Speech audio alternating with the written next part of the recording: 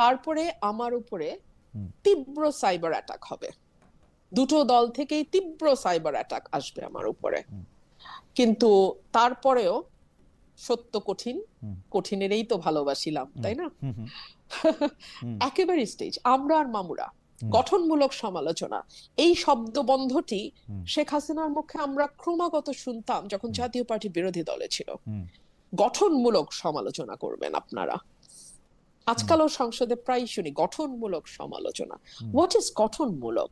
Who will decide which সমালোচনা is গঠনমূলক and which সমালোচনা ইজ ভাঙ্গামূলক, নট গঠনমূলক? Who is going to decide that?